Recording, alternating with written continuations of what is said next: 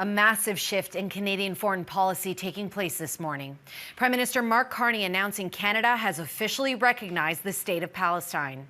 It's a move he signaled would come ahead of his visit to New York for the upcoming United Nations General Assembly.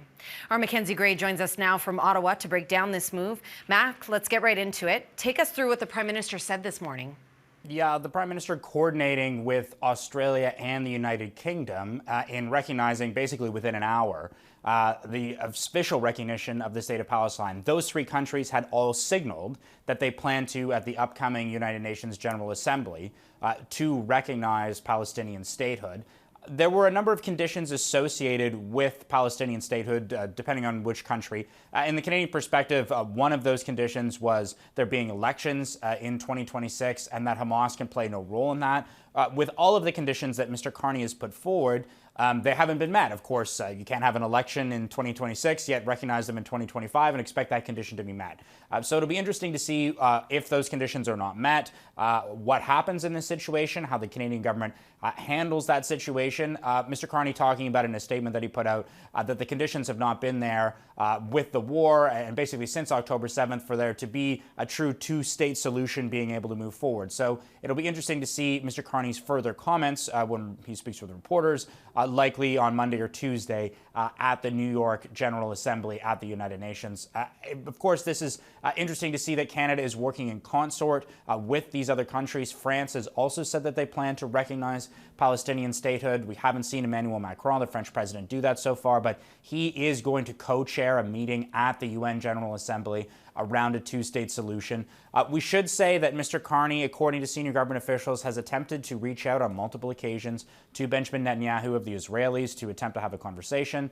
Those attempts to speak have been rebuffed. There have been conversations between Canada and the Palestinian Authority over this issue, and senior government officials have said that there has been some progress made on some of the things that the Canadian government has demanded be done in exchange for recognition, but still Canada moving forward with recognition today in advance of the UN General Assembly happening, starting today with Mr. Carney down in New York, but really in earnest starting on Monday.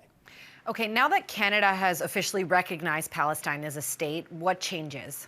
Yeah, senior government officials that briefed journalists about this move, when I asked them about that, they basically said that today there is a legal recognition of the Canadian government of the State of Palestine, but that there are no other kind of coordinated or additional changes associated with it. They said that there are some 77 treaties in their estimation that could be used to either improve or make worse, in essence, the relationship between Canada and now a recognized Palestinian state. There is a consulate in Ramallah, as an example, that helps Canadian citizens who are in the area with travel issues. It'll be interesting to see what that takes shape going forward, how things may change on that front. But really, outside of a legal recognition today, there's no other additional steps that the Canadian government is taking. The example that was given is that Canada recognizes Afghanistan as a country, but does not recognize the Taliban in Afghanistan as the government associated with that. So it'll be interesting to see what changes could come going forward, what Mr. Carney will do in these situations, and how a recognition could impact a variety of other issues. Because, of course, it's not just the Israelis who do not like this decision.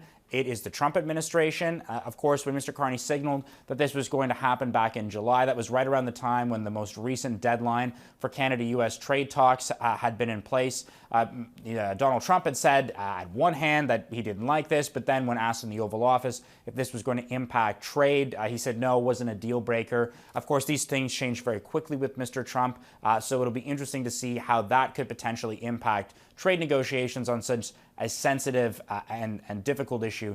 And we should say from a Canadian perspective, as sometimes is the case with this very thorny issue, there are both sides of the spectrum, Palestinian supporters, Jewish groups as well. No one's really happy with this. We spoke with a couple of different Palestinian groups on Friday in advance of this. They said, this is just a hollow recognition. Canada is still supporting tangentially, in their view, a genocide in this situation.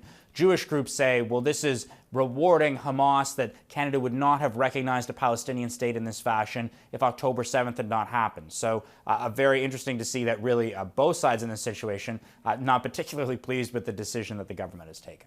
Well, as we mentioned, the Prime Minister is headed to New York today ahead of the UN General Assembly. What can we expect from that trip, and how big of a role will Canada's announcement play in that?